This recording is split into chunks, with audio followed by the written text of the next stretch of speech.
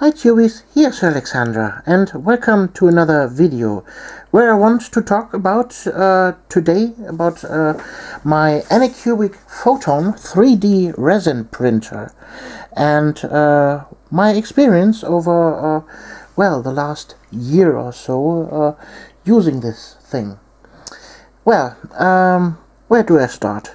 First of all, this printer is tricky if you are not experienced with 3D printers like I am. I was very novice in this field and I had problems left and right. So for the longest time I was only able to make this kind of stuff here. You might remember those are my helmets from my 3D printer I use for my Stormcast Eternals here. For example, this helmet here, this was a special design that was made for me from a Twitch streamer, and I'm not supposed to sell those, so they're only my property now. So, and you can see here I have printed in all kinds of different colored resins, for example here in a dark green, the bright green, brownish red, and I have also some in solid red, this one here. And I tested several different resins and several different configurations, and I had problems with the build plate, and I had problems with the exposure time and all that kind of stuff. So for the longest time I was only able to print very small things like these heads. Other things wouldn't stuck to the build plate. They would rip off the build plate and stuck to the vat of the printer, and it caused a failed print.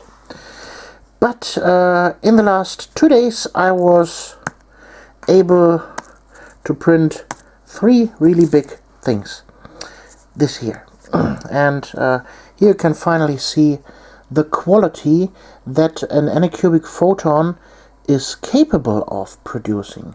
You can see here the face details are perfectly captured, the braids in the hair, everything is absolutely really nice. Also here the orc, don't mind the white residue that comes from washing it with isopropyl alcohol, but the print itself is gorgeous. So you can see here the skin is very nice captured, and the printer itself was even able to hollow it out. As you can see here, I have drilled in 2 holes here to drain the resin residue that was inside there. But it's very light and very nice print. So what are my things to talk about the Anycubic Photon? Well, if you have one such printer, I highly advise you to do the following.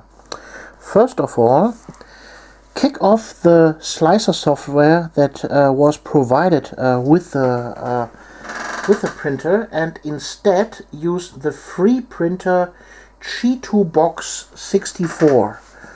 This is free to download, just Google it and you can use this slicer software, and there you can properly tweak all the settings. Then, very important for your Anycubic Photon, if you have a Photon 1, the first of the photons, the build plate itself is painted in blue. Sand it down until it is bare metal. You have to be careful to make it really flat, but it is important to sand it down. For sanding I used a diamond water stone that is normally used for sharpening knives. So I ordered me one such a thing, and it was perfect for sanding down the build plate. Reason for that is the grip of the color that is painted on the build plate is not very good adhesive, and so your prints will rip off right off the build plate and stuck to the vat itself.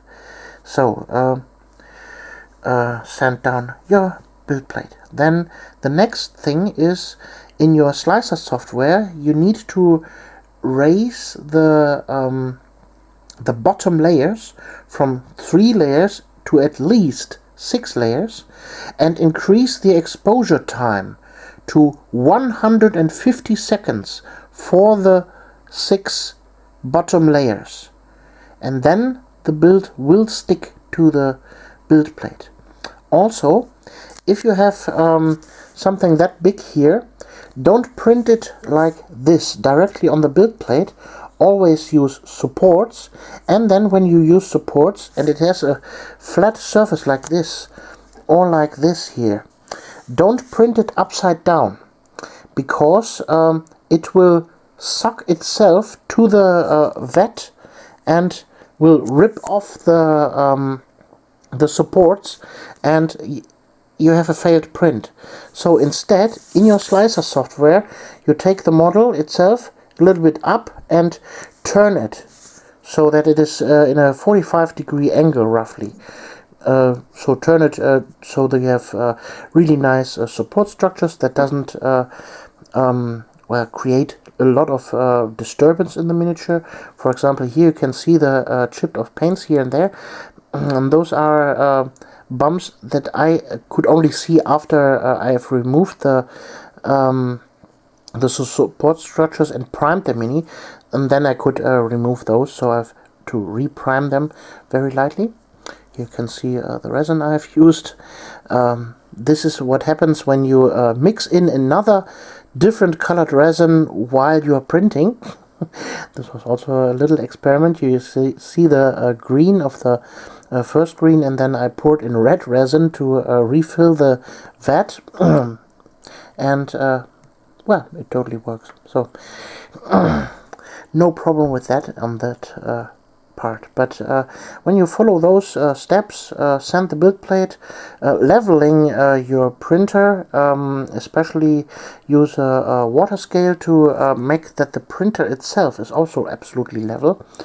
Level your build plate so that the paper is not stuck at all. It's when you're leveling the build plate, it goes down, and then it's almost touching the LCD screen. Pick a sheet of paper and push it under there. There is a point where it is almost stuck. You can feel the tension of the paper when you rub it under the build plate, and then you go 1 micromillimeter up, and then you can pull out the paper. This is important because when you then insert the vat, the film on the vat itself has also height to it. So when you make the build plate too level to the ground, then you will push all the resin away, and there's not much that can be cured on the bottom. So you have to have at least this tiniest amount of space in between them. Yeah, those are my troubleshooting tips for making finally really good casts with your, or prints with your 3D printer. And as you can see, the print level is absolutely amazing. Here you can see the print layers a little bit, shining here, but you can't even feel them with your nail, so they are so tiny. It is absolutely really nice prints, and for a printer that is nowadays, last I checked was 2 days ago on Amazon for 160 euros. That's a bargain, so I can highly recommend the Anycubic Photon if you know what you're bargaining with. So if you're not sure about 3D printers, you can go for the Anycubic Photon, but be prepared to have a little bit of troubleshooting. But in the end, well, I'm happy now with the printer. After a year, well, half a year of that, I wasn't able to print because my balcony where I printed, because you need a good ventilation for the printer, was not available due to reconstructions here in my house. But now the balcony is open again, and I could put my printer out there and print again. And now it is finally working. Yeah. So much for me for now, and I hope you liked this little interview about my experiences with my Anycubic Photon 3D resin printer. And well, we see us in the next video. You, Alexandra.